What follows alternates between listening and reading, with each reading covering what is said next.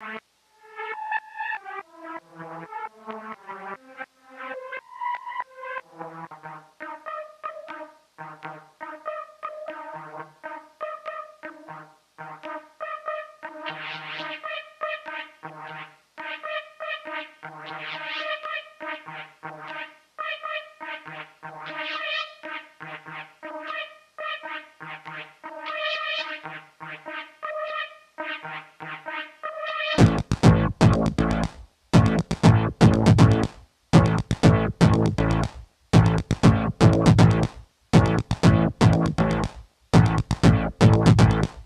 morning, friends. How's everyone doing? GM, GM, how are you this week? good. Had a great day. How about you? I think we might be. I'm actually away from home right now. I'm in the Whistler, BC region, actually. So just hanging out here, and we'll probably be Nice. going for a hike later today. Ooh, there you go. So I'll be sending. I'll probably post a picture up when we get to the top because I'm sure it's really nice. Cool. Yeah, I mean, Gotchi Gang's been doing good. Rarity farming season's about to kick off. I'm excited. Yeah, right. And just as well, where we are at as a DAO, I'm glad we started these Sunday meetings a couple months back. It's been, Yeah. I feel like Whoever it's came up with helped. that idea, great idea. I think it's a great idea. It's helped move a lot of proposals forward, or just get a lot of discussion going in the forums. I feel like the forums are getting ignored for a little while, but it's Yeah. good now. So this evening we have, or this morning, I guess this evening for you, but this morning we have Zombie Shepherd recording for us. Just want to confirm that. Zombie Shepherd will be recording. Hardcore has the Miro board up there. Perfect. Excellent. And so we'll be working through first our old business. There's some new business, and then also, whatever you feel like is worth talking about now that we're moving into, traits, SDK, that sort of thing. Mhm. We can also address some of that Cool, yeah. too. So yeah, let's kick off with. Let's just get right into it. Let's start with maybe we'll go over some old business here. Last week we were talking about wearable emissions and how there's a SIG prop out right now via, I think, Notorious BTC to stop new BRS wearable emissions until further notice. So let's see where that's at with Yeah, that's quorum. got 4 days left. So let's Hmm. see. Looks like we Hasn't, are still shy of quorum by yeah, about 1.4 million ghost. yes. So, you know, get your votes in. I don't know if the vault has voted on this one yet, but that might Doesn't I know that recently Mark Zeller was telling me that the vault moved some of their Ghost, I think it was, into WAP Ghost, which doesn't currently have voting power. We're going to be putting out the final core prop for WAP Ghost and all the other Alchemica Ghost pairs to see if everyone wants voting power for those.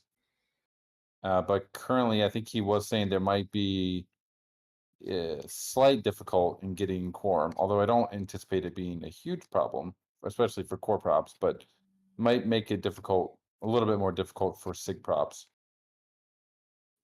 because okay. there's just they're in WAP Ghost, which is not currently getting voting power.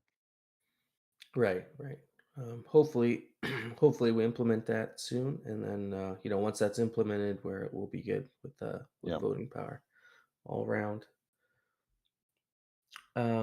So yeah, okay. So this hasn't met quorum yet. For those of you who don't know what we're talking about here, this is to stop new BRS wearables being released till we have some way to analyze the wearables market and also look at the wearables in relation to the gotchis, so we're not over inflating the supply of wearables.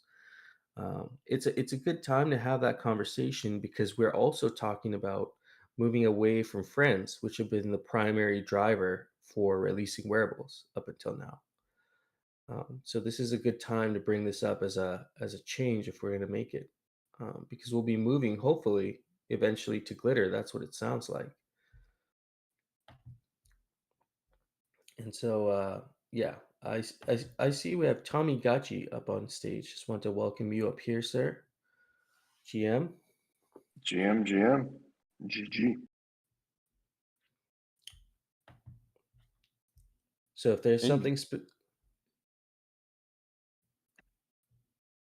sorry, ahead. what was that? I was just gonna say, hey, welcome Oh. up. Is there Thanks for having anything me. in specific you wanted to go over? Yeah, it's on the docket for talking about respecting spirit points. I was thinking I was going to put a core prop up whenever the I guess properties were implemented in the Gotchiverse, but Hardcore suggested maybe doing it sooner rather than later. And there's a couple of proposals through that have come up through the Dao thread. One, paying in ghosts, keeping it more protocol level, and then two, using glitter to buy or to pay to respect your points on each gotchi. Or three, have a potion. This is number three is what I suggest is to have a potion, just like XP potion or kinship potion. So the pattern's already set, and airdrop one potion per gotchi to gotchi owners. Then they can either use them or they could sell them on the bazaar. So the benefit of the potion and airdrop is that we don't have to worry about prices, because I think whatever price we put on it, 100,000 glitter, a million glitter, whatever, it just won't be correct over time. I think the market needs to decide, and I do like a free kind of respec, just because properties Mhm. have changed over time. It's kind of, so I just wanted to throw that out there, see what you think about the potion. So basically, this would be kind of like the background for Haunt One, except it would be all 2020. Would it be all gotchis or all portals? Probably all portals, right? And they would each get Well, one respec potion. well, the thought is that the I guess the property, I'm calling property, the properties have kind of changed, fairly recently, of what energy and spookiness and stuff mean. And since summoning the Gotchi to that time that the vote happened, people were allocating points, just kind of assuming uh, energy was, we were talking about alchemica collecting and all that kind of stuff, and that is assuming Mhm. that. But then once the vote happened, all those points that were allocated were not quite correct, and so Yeah, the I get that. so the drop is essentially to kind of bring everybody up to baseline. So it's really Yep. for only existing gotchis. So if you haven't summoned your gotchi, then there's no point allocation kind of mishap. So the thought is only the 20,000 gotchis that are in existence. Okay. Yeah. Yeah, So what do you think? I don't have any major objections to that. It seems like, I'm always a proponent of airdrops and added and value adds. So uh, the first one definitely could be free. I don't see there's no need to like charge for that. It seems like the first one, especially since the Gotchi versus trades are coming and all that, it would be great to give everyone a kind of a free pass to respec. That is a really Oh, cool idea, I'll just say. I think it's interesting the way you say, the summon gotchis, because there's some, somebody had to pull that gotchi out, and hopefully they're taking care of it, kinship and everything. But they're also the aging mechanic too, right? So the longer the gotchi's been summoned, I assume if you use this respec potion, the more of those points you'll get back. Is that kind of how you're thinking about it? Or are you thinking like you just use the potion, you get 1 point back? Oh, you use the potion to roll back the gachi to when it was summoned. Yeah. And Okay. then all the points that were earned become unallocated. That's And cool. and one thing that Hardcore suggested in the Dow thread was the interesting mechanic is, let's say you have a gachi that has 20 earned points, and it's going into battle, and it's like, oh shit, let me reallocate my points to be more effective. Drink a potion, reallocate your points, go into battle. And then let's say, oh, I'm going out into the grid. Let me drink a potion, reallocate my points because I want more, alchemical speed and pickup or whatever. And then you go and do that. So with these, I see over time these potions could get more and more valuable as gachis grow older and older and have more earned points. So I think it's a very interesting game mechanic as time goes by. Yeah, I agree. This kind of reminds me of some other games I played where the meta is kind of constantly changing with PvP. And so either you have to keep upgrading your character or you have to find new equipment that works, with the current meta. Or you're like if you're Axie Infinity, then you're breeding more Axies, you're buying more Axies to make your team kind of work for whatever the meta is for that gameplay at that time. We don't have That's not something we want to do. Like we don't want to breed gotchis to make new like Spirit Force gotchis to have different traits and whatnot. I think this is a alternative kind of approach to that where it adds this other layer of strategy too because it's like okay, you got this potion, you can roll everything back and set it to what would make this gachi the best for PvP or whatever you're optimizing for. And then there's always that opportunity to do that again if you were to, let's say, do a quest or some sort of challenging thing in the game. I imagine these rollback, like these respec potions, would be very rare, right? After the first one, so they wouldn't be probably very easy to get. But it's something for people to grind towards or quest towards, um, and then also giving that opportunity, like I said, to optimize the traits for battle, which even that meta could be changing over time, right? So that gives people a chance to at least say there is a way you can change the meta of your gachi if it's just not working out anymore.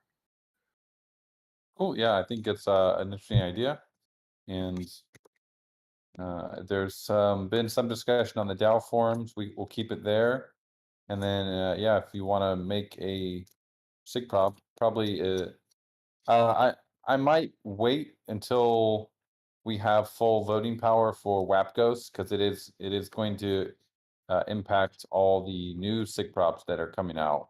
So it might be harder to get quorum for the idea. I would say probably figure out all the exact details, and then probably once that core prop has gone out and been passed, we've gotten the voting power for WAP Ghosts implemented, which hopefully will not be too long.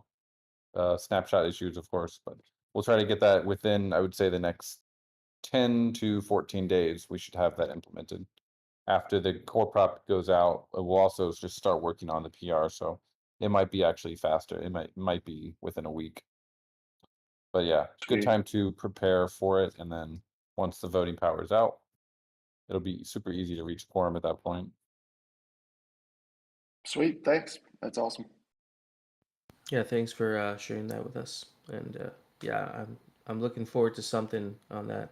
If we get a sig prop or something, that's cool. Uh, if we could, I'd like to jump back to we were talking about moving from friends to glitter, and then also we were talking about capping wearables. Um, for the glitter part there, Thrax actually made a good point or question there. He said yesterday something was said about moving from friends to glitter, incurring litigation. Yeah. Can we elaborate on that slightly? Is there anything you could touch on with that?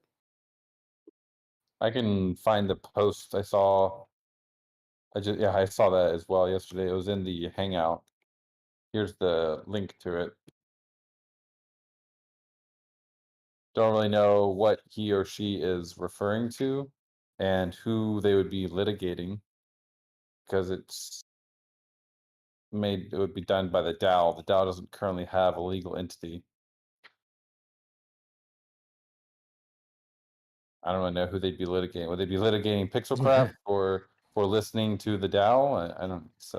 Yeah, I don't really understand that either. I just thought, if there's anything to elaborate on there, then we could talk about it. Otherwise, I I personally don't see a concern with what we're doing because I think we're making the glitter more relevant, and people should be moving to glitter if that's the case.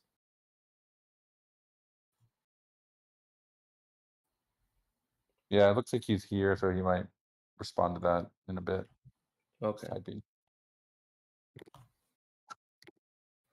Am I remembering incorrectly, or was it Dr. Wagme said he was going to be making a proposal soon about that? On uh, on what About specifically? about sunsetting friends and starting to enable glitter. Yeah, I believe it was Dr. Wagme. If he hasn't done that already, is that not out in the snapshot already? I thought maybe not. They could be waiting for the VP for WAP Yeah. Ghost, maybe, but to get that out. Okay. Well, we'll see if he comes online and has anything to add with that. Yeah, for sure. So yeah, gradually moving away from friends to glitter. I think his proposal was suggesting that we do this in a time frame of 1 to 2 months. Do you think that's a reasonable enough time frame, or is that too short? I would have to see the exact proposal. Yeah, I don't think he's put it together yet, but I remember him talking about it, saying he's suggesting, and I think he will suggest in the sick prop that we, it sounds like move on it faster, 1 to 2 months, Mm. which that might be at your guys' discretion, based on what you Yeah. can do right now. My feeling is that even if we do it for 6 months, there will just be an arb gap between the friends price and the glitter price. In the event of a raffle event that happens, there'll just be a big arb between opportunity. It might be accumulating friends and selling for tickets. It might be accumulating glitter and selling for tickets. But somehow there's going to be a way to arb between friends and glitter, because the glitter will be a fixed conversion between glitter to ticket. So it'll take, when we implement it, we'll have to say maybe 10,000 glitter equals one common ticket or whatever. And then so if the value of 10,000 glitter for one common ticket is more expensive than the value of friends, whatever number of friends it is for I think it's 50, right, for a common ticket, then there will be an arb opportunity between the two to basically spend your friends, buy the ticket, and then try to sell it. People who want to buy the tickets will buy them because it's cheaper to do it with friends than with glitter. And it could be vice versa as well. It might be cheaper to buy them with glitter. So as long as there's a conversion between the two, there's just always going to be some arb opportunity, which I don't personally think there's any issue with that. No, I mean, kudos to the ones that can do that trade and, make that market more efficient. Yeah, and that opportunity will just get smaller as the friends are slowly sunset over whatever period it is. Yeah, exactly. Yeah, I kind of like that. We'll see, I guess, what Dr. Wagme puts out there. If he's in here, if you're in the chat here, feel free to jump up. So He's that kind probably of go ahead. he's probably at work. I don't see him in the chat yet. Yeah, Saving yeah, lives. yeah, exactly. So all right, so that's an ongoing discussion with Glitter and Friends. It sounds like we're actually moving on that. So we'll keep following up on that, and we'll get a sig prop on that soon, hopefully. Yeah, Another old. and Oh, Johnny go is ahead. asking, Yeah. are tickets going to be redeemable for glitter? I don't think so. I don't think that is really necessary to do. It would just complicate things, I think. Yeah.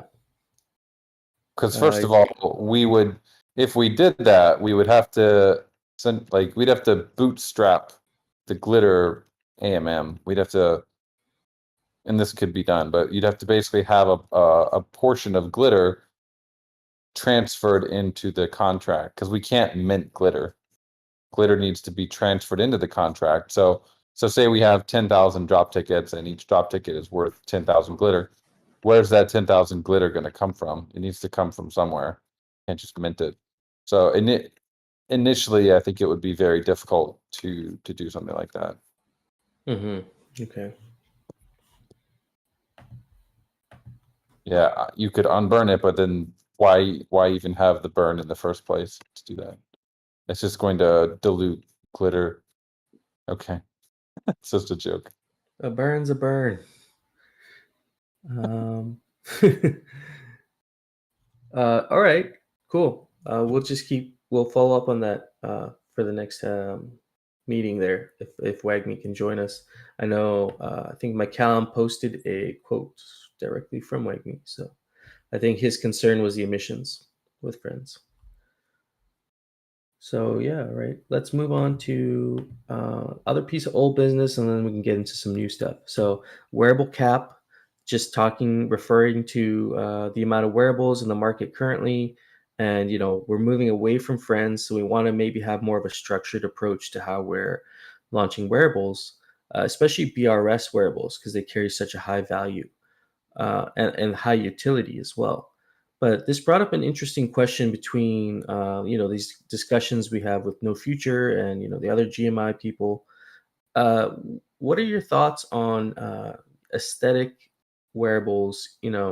If we're not going to be creating more BRS wearables in the short term until we figure out a system that could be, a system of evaluating when we need more of these BRS wearables.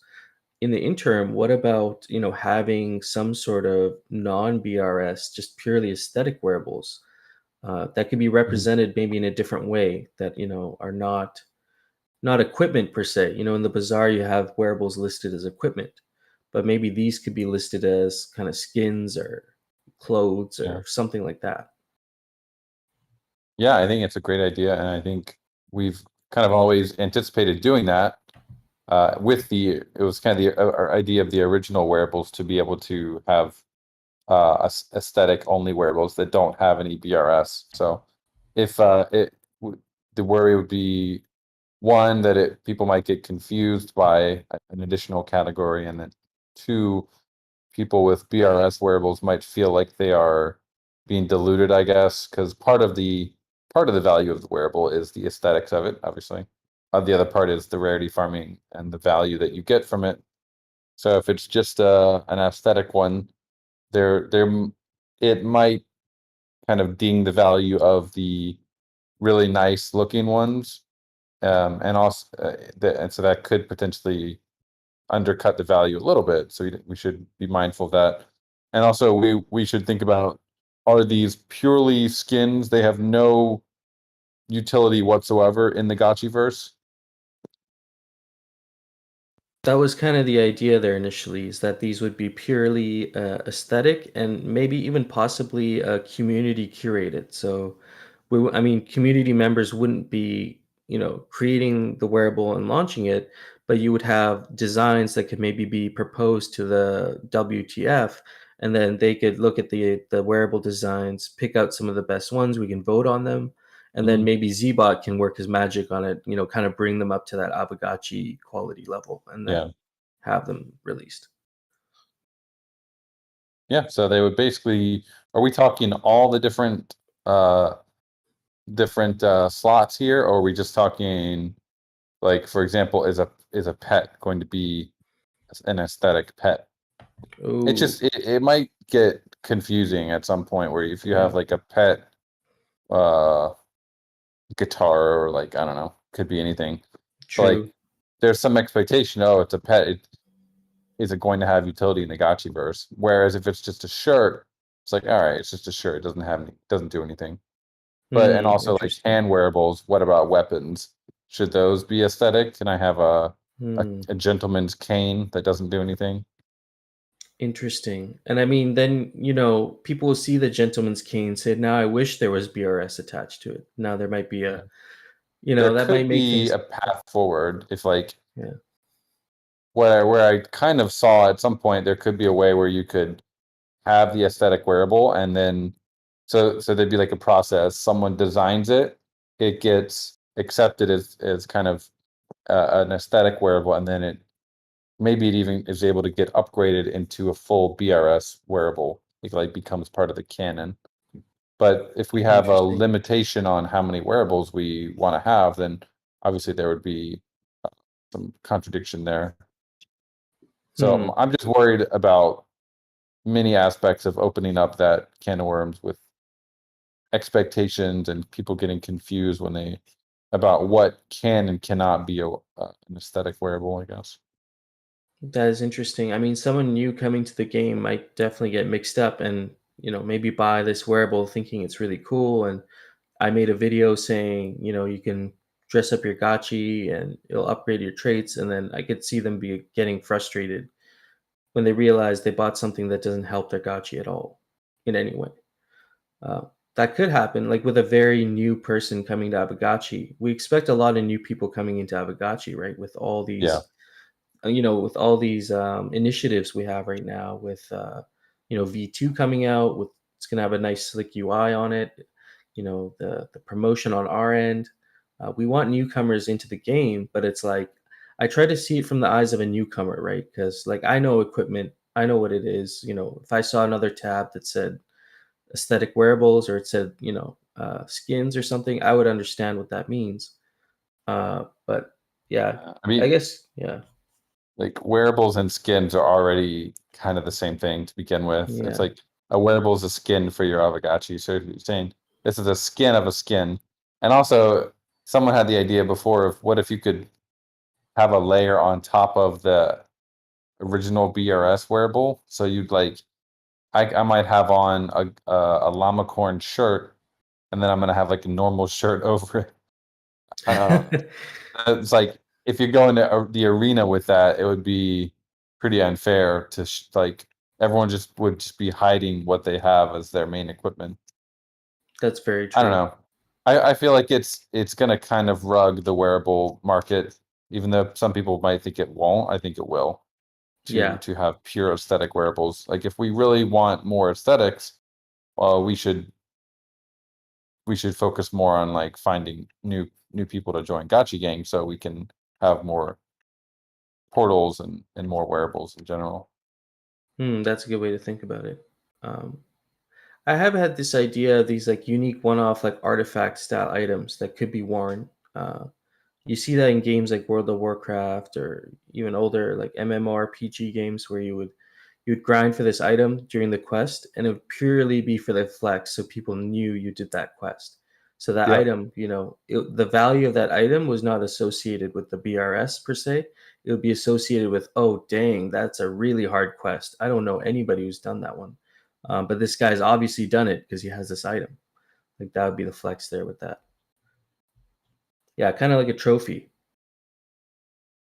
So I don't know. Maybe that could be one way. But I agree with you on the distribution aspect. Like they shouldn't be just designed and put on the bazaar like how we do with the BRS wearable because there's no real value like backing that. There's no like you didn't do anything for that.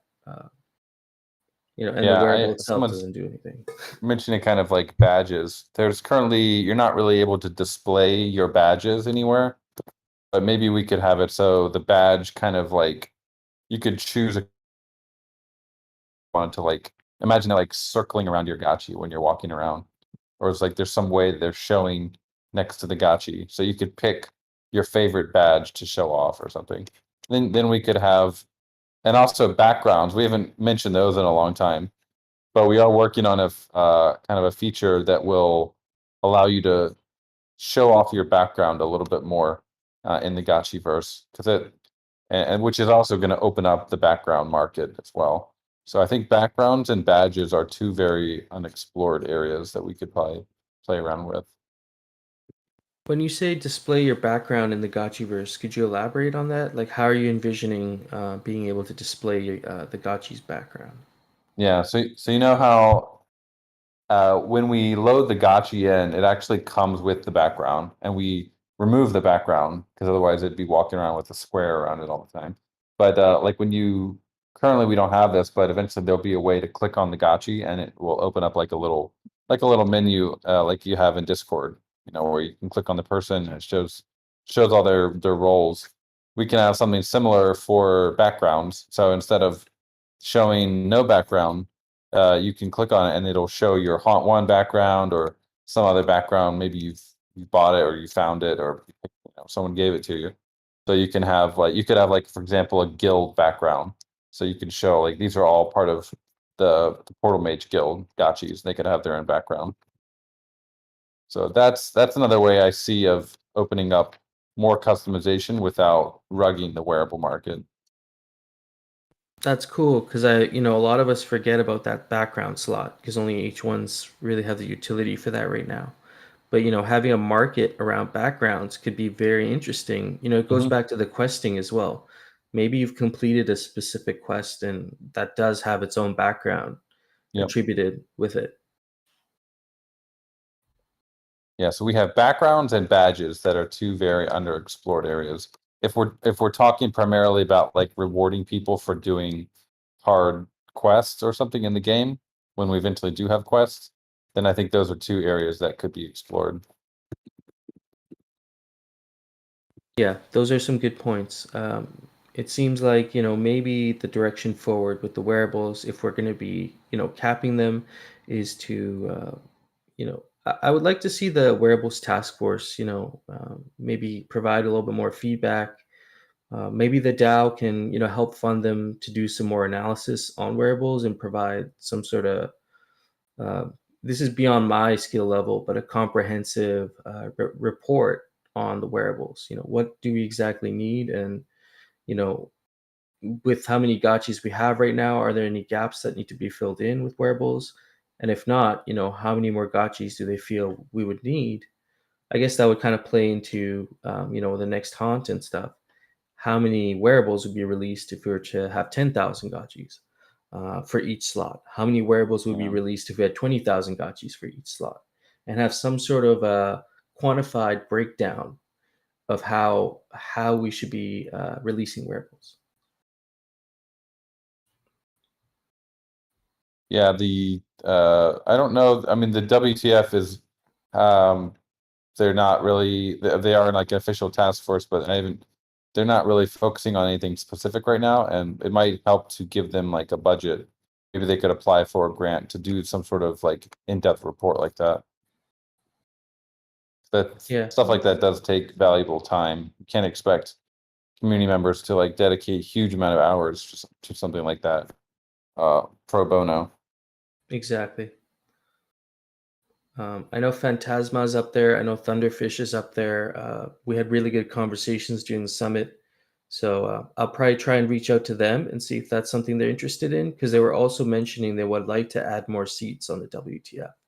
So, if you're interested in taking on a role like that and having your opinion at the table, your feedback at the table, they are looking for more members. They're looking for more seats. So throw that out there. Yeah. So we'll just, this is going to be kind of an ongoing discussion because we are probably sunsetting Friends. So we don't have that pressure, which is awesome. We don't have that pressure anymore to keep doing things like, when's the next auction? When's the next wearables thing? When's the next, whatever. We can actually start quantifying it a little bit better and, yeah, just quantify it a bit better and then figure out a way we can release wearables. And so just reading over this this part of the Miro board, making sure I didn't miss anything. Yeah. Okay. Speaking of DTF, is there anyone from the DTF able to give like a quick update on any of the grants that they have that are being applied for or currently like pending or ongoing? Yeah, I'm not sure specifically on the DTF if they have any funding they're requesting, anybody take funding for something specific, but they are Dr. open to Wagner's taking. here. Oh, sweet. Yeah. GM. GM, sir.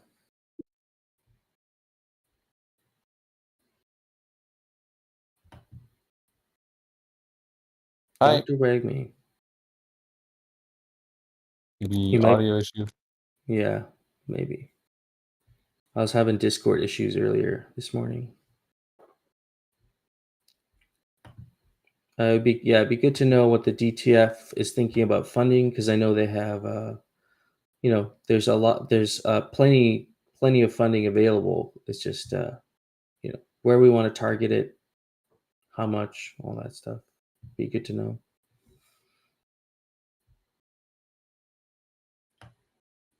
He might, if you maybe restart your Discord, we can get you back up here. Okay. Try again. Yeah. Silent treat. While we're talking about wearables, while Dr. Wagme's working on getting on there, I believe you had mentioned, fixing some of the sets that Thunderfish had outlined that just have contradicting set bonuses, specifically the Link Marine, and also I think the Venly Biker set had some issues as well. Yeah, we'll get those fixed this week. Shouldn't be Sweet. too difficult. Excellent. Okay. So that's not going to need a... Can you guys hear me better now? Yeah, you're Hello. coming in. Good morning. Hey guys. I can give the DTF updates if that's all right. Yeah, excellent. We just funded and sent over 1,000 Ghost to GMI for their production of the Guild Summit, which was awesome, and we hope to continue to support you guys and that crew. We did just get another funding proposal from an individual looking to ratchet up like our glitter board, like to look at everything on Dune that's happening with glitter, and could be a good relationship as we look to have more data available for the community and being able to fund that work. So we're considering that proposal now. We did have a proposal from a community member, an application rather, that we denied. Is one of our few denials, and it was a request for purchasing software for them for creative purposes, and just letting the community know kind of where we're coming from. We're hoping to really fund specific tangible outcomes or projects. Like, this is the thing that we want to build or do for the community, and on completion, like that's something measurable for us to fund, versus like funding software that it's not really sure like what's going to come out of that, just like a hope of something. So feel free to use your funds that you're granted either as a sub-DAO or as an individual for a project to buy Adobe or whatever software you want. But I think our general guiding principle right now is to fund specific tangible projects. And then we have around 45,000 ghosts still in our budget. We've only spent 5,000 total, so we have quite a bit. But one of the things we're looking to do is post the position for the DAO project manager. Have you guys discussed that at all already earlier, or waiting for me?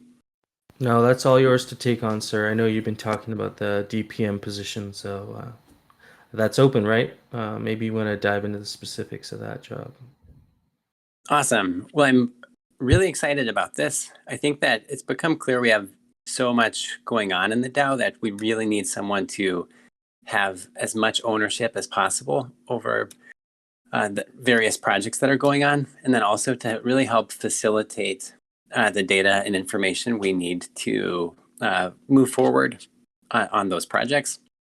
And so here in the chat, I'll post up both the link to the DAO Project Manager job description and then the DAO Project Manager application. And so feel free to go through that. We're opening it up to any community member that's interested. Ideally, this is someone that has some experience with project management, that really understands our community, the Aavegotchi DAO, that's hopefully contributed in some sense before, so they kind of know how things work and what active projects are out there. We've had multiple people already reach out that are interested, and I'm really, really excited about that. I think we're going to start with a 500 ghosts per week kind of stipend for it, and hopefully it's really good and successful, and it'll be a great investment from the DAO and can be something that we continue to do. And if this is a successful model for our DAO to really employ someone to meet these endpoints and help us move forward with DAO projects. We can expand that to other areas, whether that's like business development in the DAO or like more hands-on helping with like arcade or games that are built on top. So I'm just really excited about this opportunity, and please reach out if you have questions on it, and I'll post up those links here now. I'm curious from feedback from you guys if you think this is a good idea or what potential pitfalls we should be aware of as we're looking to post the position. Do you think any like prior Yeah. experience? Sorry, Coder Dan, go ahead, man. No, go for it. I was just gonna say, do you feel like any prior experience in project management would be necessary to apply? How are you thinking of like the qualifications aspect of it? I think preferred, there really are best practices in project management and understanding like how to like get things done and like how to support those teams. I think knowing who in the community can help provide that data that will be necessary will be important. This person doesn't necessarily have to be someone that can glean and prep all the reports of the on-chain data, but understanding like this is kind of the data we need. We're going to contract that out to a group of people, whether it's Jared or Mikey J or someone else that's interested in taking a bounty on, and being able to work with them, find the person that's going to do the bounty, get the data we need, and then bring that to the work group to facilitate meaningful discussion and pushing our projects forward. And that's really what I'm hoping for from this. And so I think it'd be nice to have experience, but I do understand this is like someone with experience like would get paid a lot of money to do this in a real job. So I'm hoping that this stipend feels competitive enough to attract someone that has like some experience or interest, but it's also a fun job and maybe is capturing some of what you're already doing if you're involved in the DAO.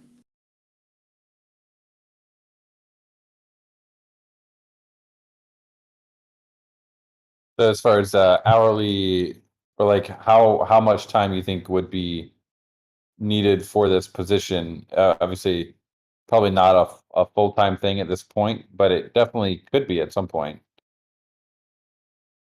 Yep. Sorry, I will fix the permissions on that. I think it could be a lot or a little. I'm really hoping that someone would be willing to put in, like 10 to 20 hours a week, sometimes busy or sometimes slower, depending on how many active projects we have going on in the DAO. I think right now we have quite a few things I would like to work on, and so it could be front heavy and front loaded. But if it's clear, like, hey, I am excited in this about it, but I really don't have 20 hours of work to do, then we might need to adjust the stipend and time expectation that comes with it.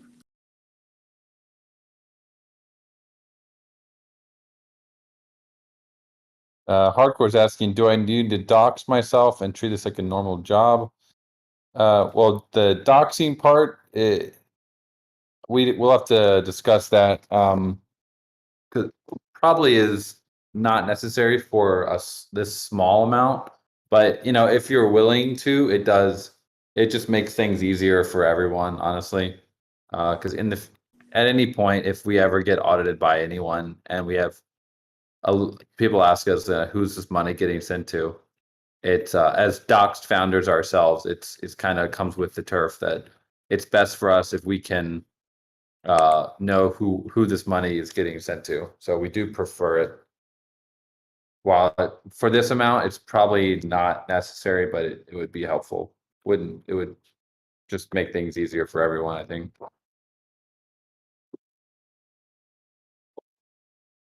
Yeah, I don't formally have this posted as like you have to dox to apply, but we should think about best practices with both like the DTF and the DAO, as I hope this is a successful model and we'll want to do the same thing on a repeated basis. And then basically if you were doxing, who you would dox to, if that would be to Pixelcraft or to the DAO. The DAO is currently not incorporated. And so it doesn't really make sense to like just dox to partially doxed members of the DAO, but we have some work to do there to probably incorporate as like either the DTF or the DAO, and then be a official group that's doxed and try to be legit as possible. Yep. And then answering Time's question there. So most of the extended DTF crew are docs to Pixelcraft.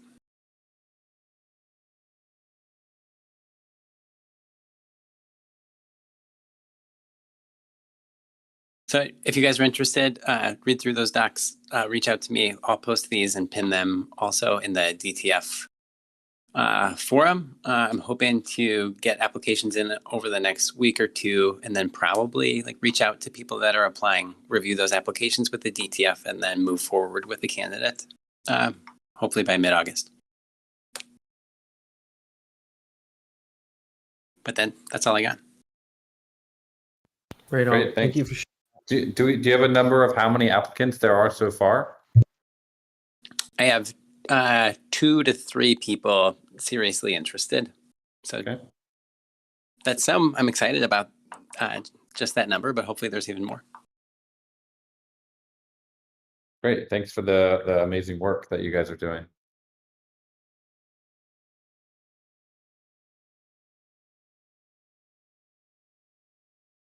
Yeah, right on. That's going to be good. Looking forward to who takes on that position. And so that basically takes care of all the old business that we have. So new business is we've recently started talking about district DAOs. This kind of is a good segue into this discussion. We brought up district DAOs a few times. In general, Coder Dan, how are you thinking about district DAOs, and kind of when do you see them start to develop in the Gotchiverse? Yeah, so like I mentioned in our hangout yesterday, we're currently putting together kind of a year-long timeline / roadmap for all the different functionality that we want to get and implemented in the Gotchiverse. So District DAO, I have to admit, it's not the highest priority at this point because there's traits, there's NFT display, there's combat, there's the Great Battle, Gotchi lodges, basically all the stuff that's kind of already been promised, and DAO District is part of that. But it's something I think we should take our time with. We don't need to be in a rush to like figure out exactly what we want to do, and there may be some ways we can start informal governance somewhere without having like with small things like street lights, things like that. But it's not something that we will be able to on our side to get like shipped within the next couple months because there's just so many other higher priority items that honestly they're going to stimulate the economy more, and they're going to help attract new players more than the DAO districts. DAO districts are kind of an internal thing that will be really cool to bring diversity to the Gotchiverse in terms of like each district being a little bit different. But depending on how we do it, it might end up taking more time than the value that it brings immediately. So it's always a balance to see, which item is going to be higher priority and it's going to bring more value to the Gotchiverse. Yeah, I agree. So this is something that maybe we can continue like a healthy discussion around how we envision it, what we kind of would like to see from it. And so that once we are ready for district DAOs, we have a good idea as a DAO, how we want these sub DAOs to, like, what sort of things should they be managing. For example, Dr. Wagme had a suggestion for the spillage. Maybe in the future we can let each district DAO decide how they want to, distribute that spillage that's collecting. Maybe it could be games, or there could be bubble ups. There could be, intermittent dropping of Alchemica. I feel like all that could be probably implemented over time, right? If that, if the DAO actually wanted something like that. Mm-hmm. Yeah. Okay. Right on. So that Yeah, was so I just think it's something an involved ongoing there. conversation, Mhm. but it's not on our like high priority list at the moment, just because there's a lot of other things that are really going to bring a lot of value to the Gotchiverse. The district DAOs could be potentially very cool, but there's a lot of work to be done on that, and there's a lot of other things that are basically already worked out or closer to being worked out that we're going to focus on first. Okay, good to know. Yeah, we'll just keep talking about that, and then as the developments happen on your end, we can start actually making suggestions and proposals and stuff. Yeah, I know Hardcore, and he's got his group, and then also there is a thread if you guys are interested. Find it here. Actually, so there's a Dao Working Group. Is that open to all members? Can people join this group? I know it's a few members right now. Are they interested in adding more members to their roster to get the discussion going? Maybe get some different opinions and stuff. And where As far as I know, can they yes. join? Yeah. There's 10 volunteers at the moment. Okay. Are any more people allowed to join, like, to have a bigger discussion possibly around this? And where would they go if they're interested in talking about district DAOs? I'm trying to look for the channel that we had in here. It was a thread, and I don't see it anymore. Okay. Does anyone see the thread that we had before in the? See, oh yes, here it is. It's weird, I couldn't find it. It's linked under threads, not under DAO discussion. Cool. I believe is it archived right now?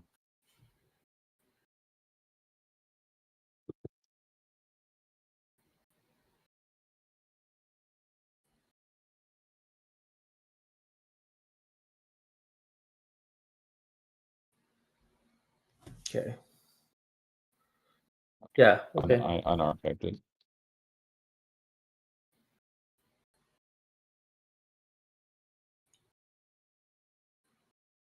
Mike Callum's asking, where do we want DAO districts to dashboard their governance? That's a good conversation to have for sure. I don't have an answer on that. But existing platforms like DAO House. We could experiment with some tools, I think that's a good idea.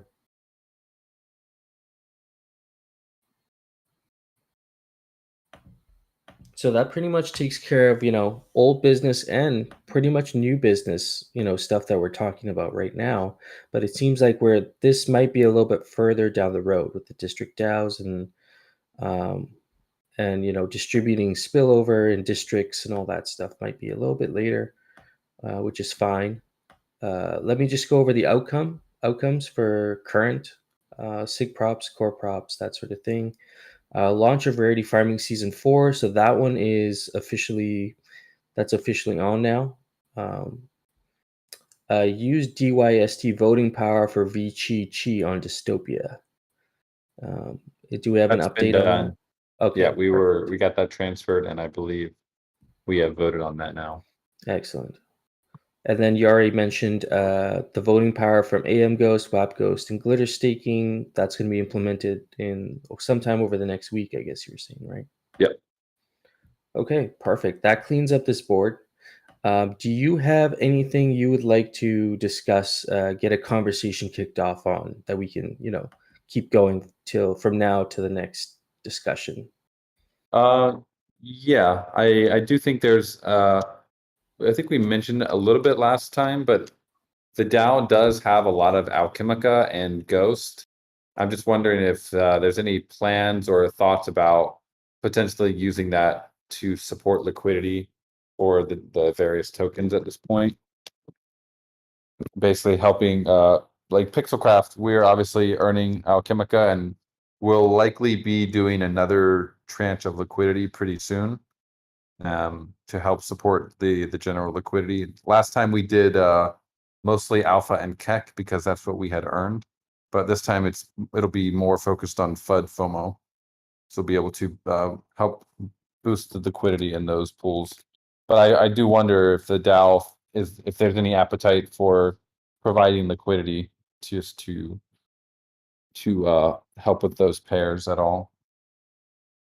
There's two ways it could go, as Mark says, hands off my glitter rewards. So the DAO could just provide liquidity and not actually stake the tokens for glitter, or they could do both.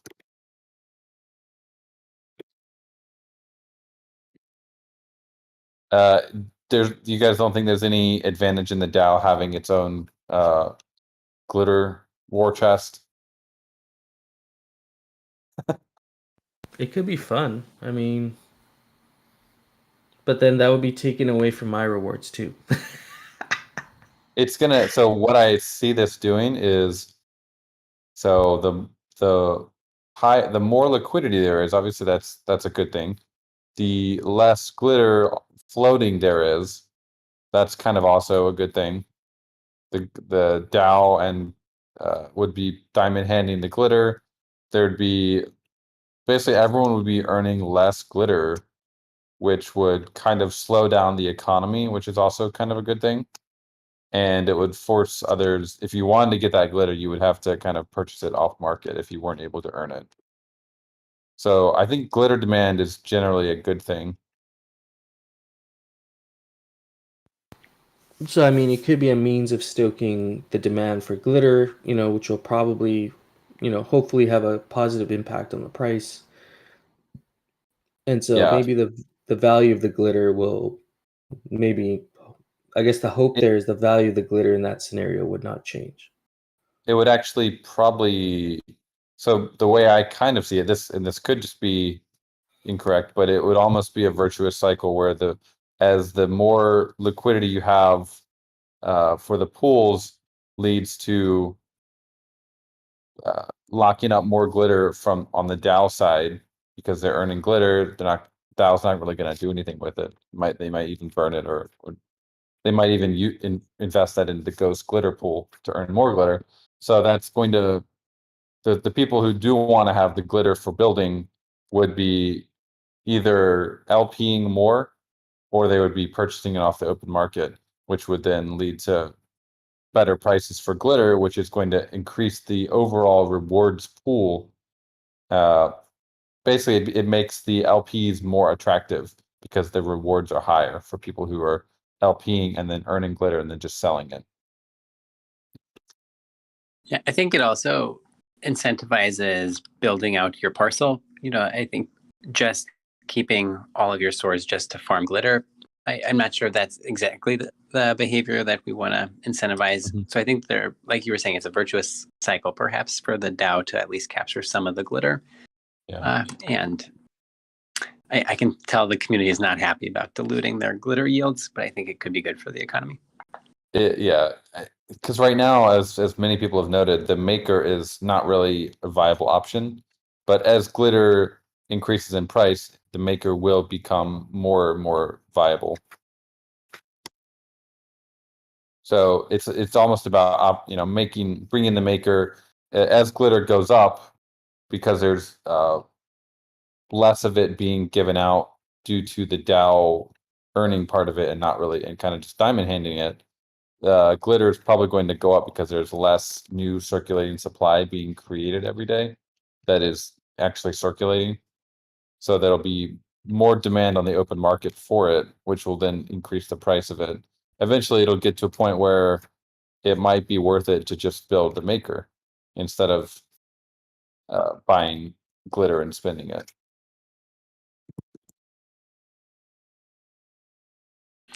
Do we have a current dashboard to see the DAO's glitter? Or the DAO's alchemical holdings? Yeah, if you go to, I'll drop the link, the treasury page. Got it.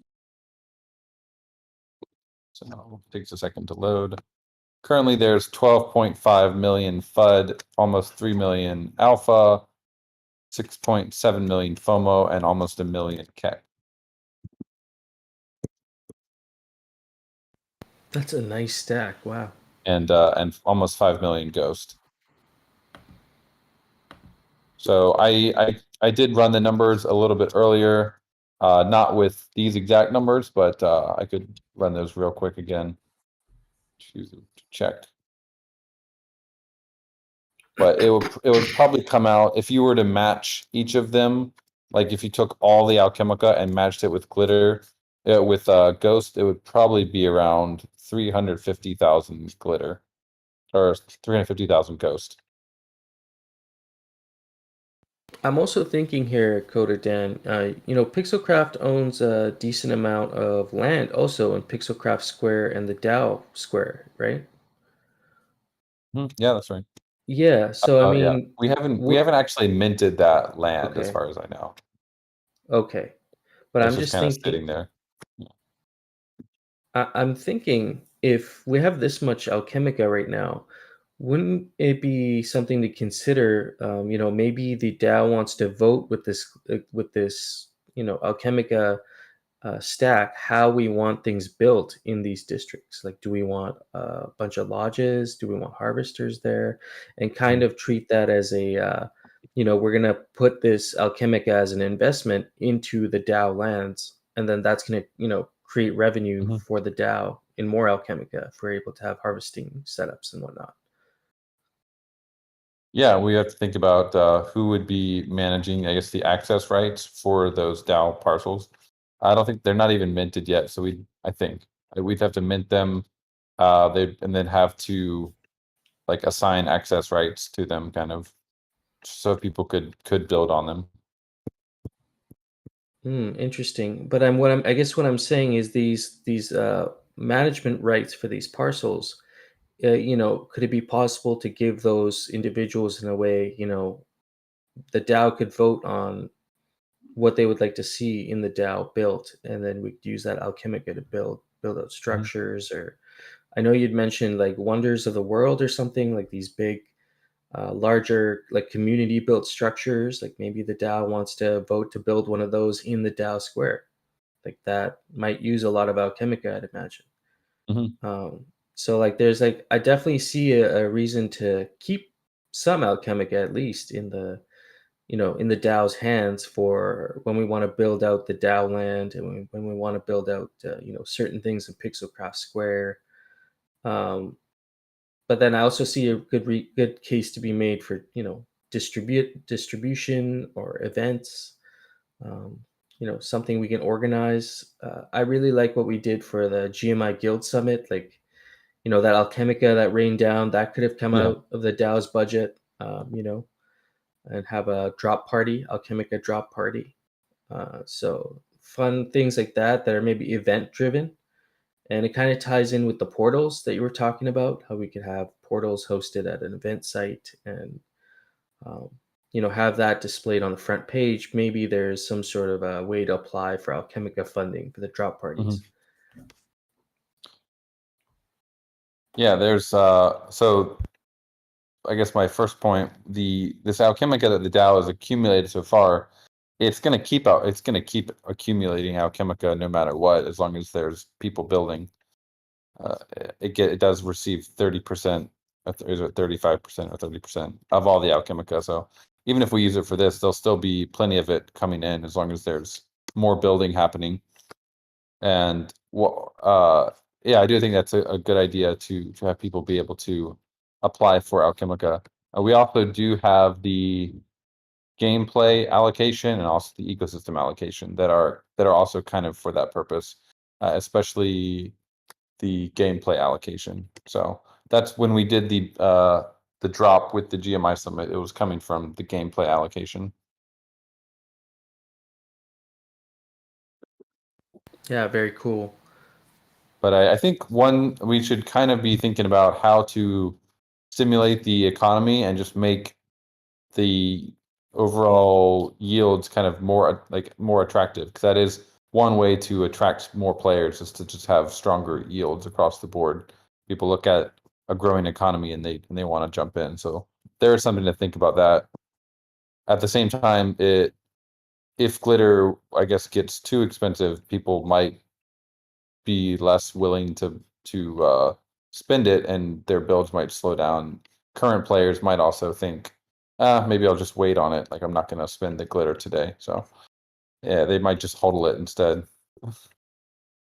So lots of things to consider, but I think it is something we could consider as a DAO in using part of the funds that we do have. Because that was the original purpose of the ecosystem allocation, which is growing every day, by the way.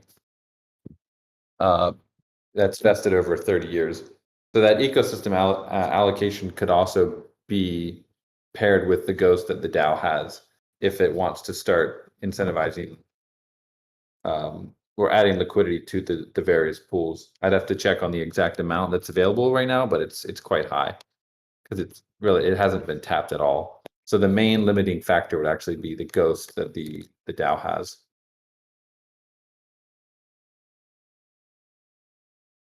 But it's really just a question of, I mean, providing liquidity is one thing, not too controversial, but the other one would be how much glitter should the DAO be earning and what does it want to do with it? Those kind of questions.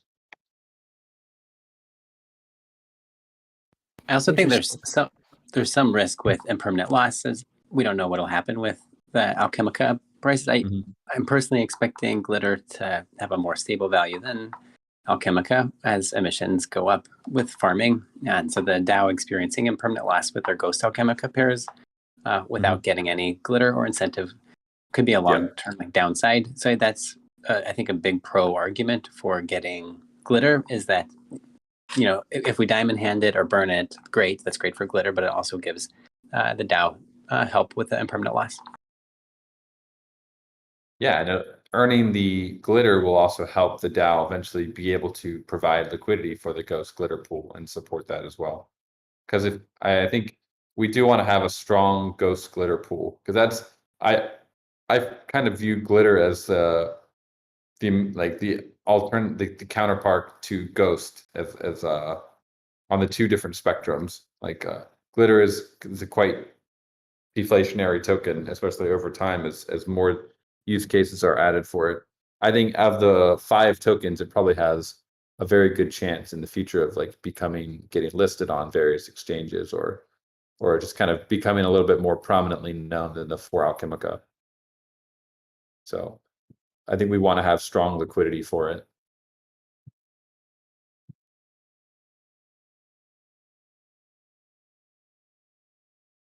Yeah, there's a lot of comments coming through in the chat there. Yeah, I mean the DAO could burn it. It's not really the DAO, like the DAO's not going to just market sell the glitter and like dump it. It's more about that they would be diluting the yields of the current stakers. So if you're currently earning 10 glitter per block, you might go down to 8 glitter per block because the DAO is now earning the part of that. But the upside would be that potentially there's the people that were earning glitter and then just market selling it, which is lowering the price, there's going to be fewer of those. So there might, if demand stays the same and there's less supply on the supply side, then the price will probably go up to match the equilibrium for that. Okay, interesting. So it's like there's a trade-off there to consider, you know, but it's not a bad thing. It's, yes, you know, everyone's glitter per block will go down, but then also that glitter is now going to be going to the most diamond-handed member in our community, which is the DAO. Yeah. And that would have hopefully a positive effect on the price. Yeah, if supply goes down and then so the question is, would demand remain the same for a glitter at a higher price? So for example, glitter is currently, you know, 0.0005 or whatever. If it goes up to 0.00075, is the demand same? Is it lower? Is it higher? You know, it could trigger an increase in demand as people are saying, "Oh, glitter is going up. Let me jump on it."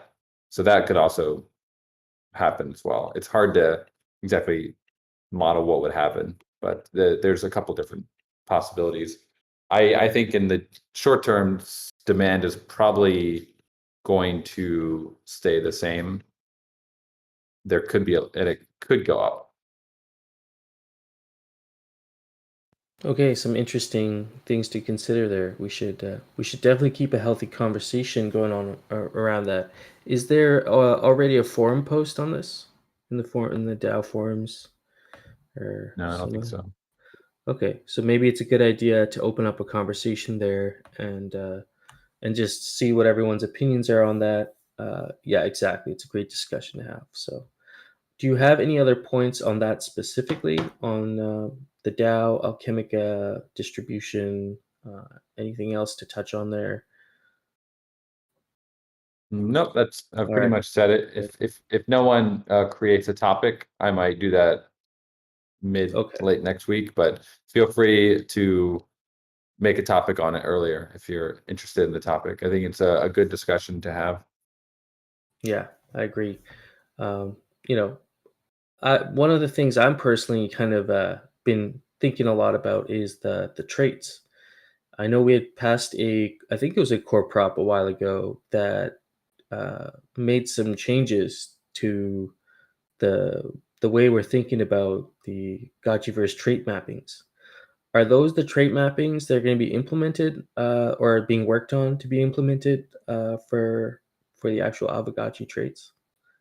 Yeah, it's Yeah. Okay. eyes have not been confirmed, but the other ones, yeah, those are the ones that we're going to be. We're first going to be doing our internal simulations with those and seeing how they feel, and if there's any major holes that need to be patched. And so for one example on that is what we've been exploring is currently, all things being equal, a ranged Aavegotchi might have an advantage over a melee Aavegotchi because there's no way for the melee Gotchi to kind of catch up to the ranged Gotchi, assuming all things equal. So they have the same health, same HP regen, same movement speed, sprinting, all that are exactly the same. Theoretically, the melee would have an advantage over the range would have an advantage over the melee.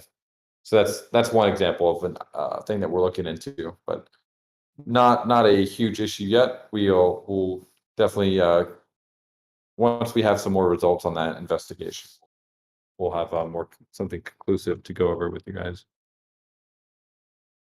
Yeah, makes And sense. then, so the first step is do internal simulations with Python and Excel spreadsheets. And then eventually we are also going to be working on a kind of a sandbox area where you can play as your Gotchi, or you can dress up as another Gotchi, and you'll be able to actually have like battles against other players one-on-one. And we can just kind of all watch and see what happens. But those will be like testnet battles. They won't be for real money or for any kind of reward. How are you guys thinking about the reward for around this PvP system? What are the winners gonna win, and what are the losers have to lose during these I haven't really battles? thought about it that much, honestly. Okay. Yeah, that's going to be that'll be a consideration, I think, a little bit later. Okay. In the early days of Aavegotchi, I remember you guys had briefly, I think it was Jesse had briefly mentioned Spirit Force being used in a way, Mhm. possibly. Is that still on the table? Maybe to battle for Spirit Force, or like a reward like that would be kind of cool actually if you put up your Spirit Force based on the weight class of your Gotchi. Yeah, I think And that's still a possibility for sure. okay, It interesting. involves an on-chain transaction where you have to basically put your Spirit Force into an escrow and kind of battle it out, and then the winner would get the Spirit Force of both. So I do think that's a possibility. It's a bit clunky to implement in terms of UX because there's a couple steps involved, but definitely a possibility. We'll have to we will be thinking about that. Awesome. Yeah. I Where can one imagine. other Go ahead. I'm gonna have to get off fairly soon here, but Mhm. I see there's one other old business, which is the bank run discussion and the refunds discussion, which is, I think, something we should shore up probably sooner rather than later. Okay. And that's basically, is that to remove the ability to destroy your, like, right now you destroy your installation, you get 50% back, right? Is Right. that what you're going to be addressing to change? So we can, Well, there's This been is some in regards to the discussion Great Portal on battle. right. So right now, the Great Portal stores a maximum of 1% of the total Alchemica supply of that Alchemica. So, for example, FUD is 100 million. It's going to store 100 billion. It's going to store 1 billion FUD in the Great Portal, and then once it passes that threshold, any Alchemica that comes into the Great Portal will get recycled into alchemical channeling. So the idea behind that is, at a certain point, we don't actually need to like mint new tokens with alchemical channeling. We're kind of just recycling the current ones in the ecosystem, which will stabilize the value of those tokens eventually. But the downside is if because we are offering also refunds, there could be a potential scenario at some point if everyone uninstalled all their installations at the same time, there wouldn't be enough Alchemica in the Great Portal because of this recycling. So there's a couple solutions. One is let's just increase the capacity of the Great Portal or remove the capacity. So there's like unlimited capacity. And the chance of that Great Portal being completely empty would be much lower. But it would also mean that the total supply of Alchemica would go up faster as more channeling happens in the future. The other option would be remove the refund, and obviously there's people who have already built already, so maybe would need to have some sort of refund paid to those builders if they demolish their installation in the next like 30 days or whatever after it was passed, then they would be eligible for a refund for that Alchemica. So those are the two main ways that I've seen so far. There might be others, but those are the two main ways that we would handle this issue. Way 3 is just don't take any action, and we'll see and wait and see how it plays out. Very interesting. Mikey J has a long-term question here. This is a long-term question. Is there going to be any reason to keep harvesters and reservoirs once the Alchemica in the parcel is gone, and there's no scenario in which more Alchemica can be added back to the parcel? I guess that goes back to what you were saying with, at some point the tokens will just be circulating within the economy at a stable price, relatively stable price. Yeah, so the way we've envisioned it after the parcel is completely empty, so like after all 10 rounds, these parcels won't just keep refilling. They've already gone through their 10 refills. So basically that parcel is spent at this point. So it would make sense if you wanted to start using it for another purpose, you would probably demolish the installations on top of it. So you could start repurposing it for NFT displays or some other, like it's a Citadel. It's still going to be a hot area in the game. So you might have some gentrification happening of that area where it turns into an art district instead of an industrial district. Yeah, that's right. The industrial park will get torn down to build the art museum. Yeah. Okay, yeah, no, that gives us a good idea of how you guys are thinking about Alchemica. How are you thinking about destroying potentially just how things will work with destroying our installations. There's a lot of good discussion that can happen around that.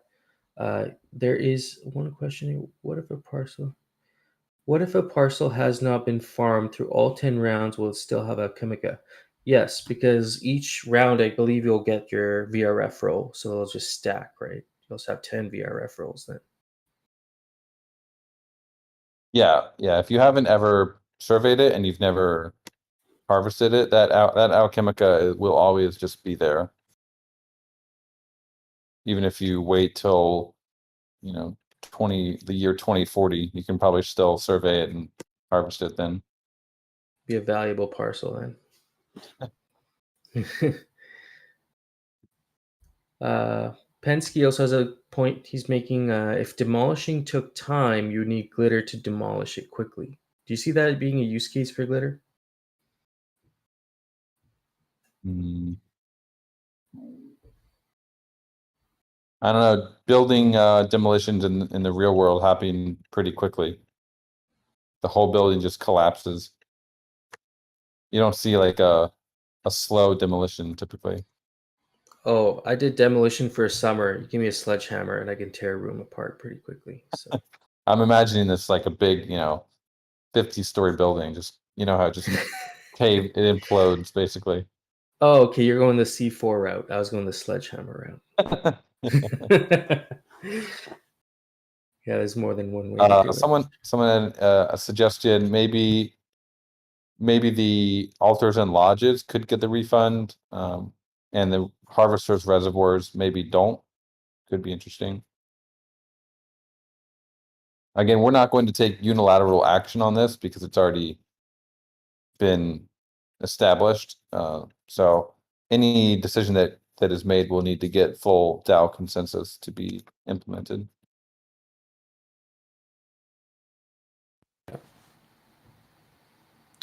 Yeah, okay.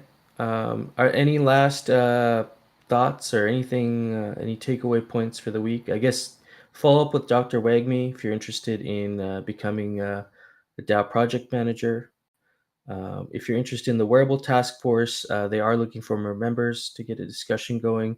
And we should also see if they'd be willing to take some funding to do more of an in-depth deep dive into the wearables market and assessing wearables in a more accurate way. And then also we have funding available. There's funding available through the DAO for different various projects people are working on. So definitely reach out in the DTF chat. If somebody can plug the DTF channel, they have their own Discord. So you can head over there and they have a template to fill out a proposal. And then, after that gets assessed, you'll find out what kind of funding you can get for your projects. Alchemica, we have Alchemica, a lot of Alchemica in the DAO. We need to figure out how we want to deal with that, what we want to do with it. So those are Good some of the problem. things. Sorry? It's a good problem to have. It's a good problem to have.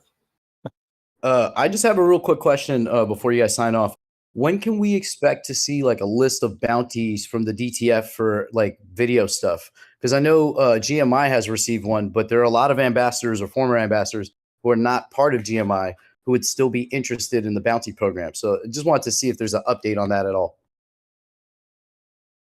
Yeah, it's tough a little bit, right? Because we want to review quality applications, but it hasn't really been within the scope of the DTF to have a vision for what our marketing needs are, and rather to review a good application. So I think that's a potential like future role is like have someone that was in like business development or that kind of like marketing side, someone else that worked for the DAO that had a vision and says like we need this video, and then they would own that board. But right now it'd be me just making up what I think we need and then making up my own bounty, and that's how we've been doing things currently, and that's probably not the best sustainable way to fund things. Do you just a little follow-up thing with me there, do you think given that GMI has had some funding for some videos, could there be a way where we could allow ambassadors, because I agree with No Futuristics point there, is there a way to get these ambassadors funding if we were to request through GMI, here's some videos that we think the community needs, and then you would give us the funding, and then we would also get those ambassadors involved, because I also think we could do a better job at GMI trying to get those who are maybe left out since the ambassador program is now being reviewed for V3 or whatever. Maybe we can fill the gap there, possibly. Right. I definitely am hoping that members of the community that understand what we need can put together an application and say, this is what we need. This is how we want to do it. Will you fund us?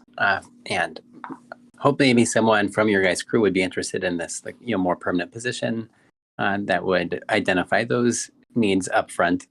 But yeah, let's collaborate and get that done.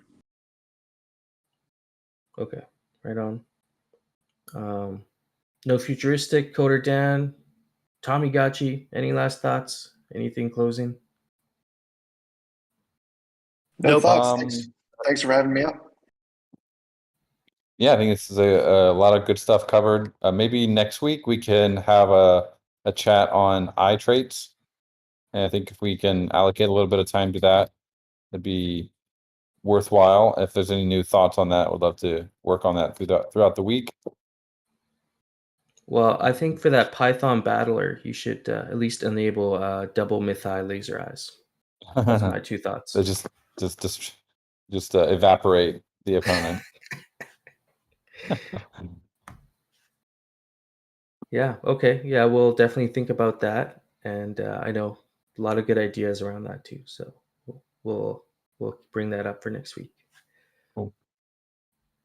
All right. Thank you, everyone, All right, for fam. hanging out with us. Yeah. Yeah, amazing as always. And yeah, thanks everyone for being just such an amazing community and all these big brains coming together every week. This is super cool.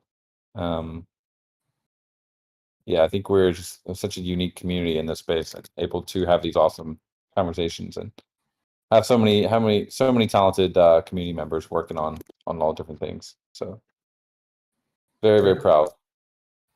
Yeah. We're strong in this bear market. Doesn't affect us. We're still Seriously. moving forward as a DAO. So yeah. Okay. Thank you, everyone. Thank you, Coder Dan, for hanging out with us. Dr. Wagme and No Futuristic, Aavegotchi. Love y'all. You know, we'll do this again next week. All right, friends, have a great week.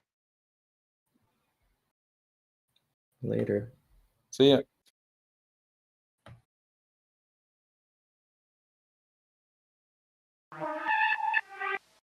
Oh crap! I forgot to say before we sign off. Tonight we're doing a Gotchi space still. GMI is going to be taking over the Sunday Gotchi spaces. So if you're around 7 p.m. Eastern, it's going to be me and some GMI friends, and we're just going to be talking all things Gotchi. So feel free to drop by. I'll put up a Twitter thing in a bit for that. So everyone, take it easy. Have fun. Later, guys.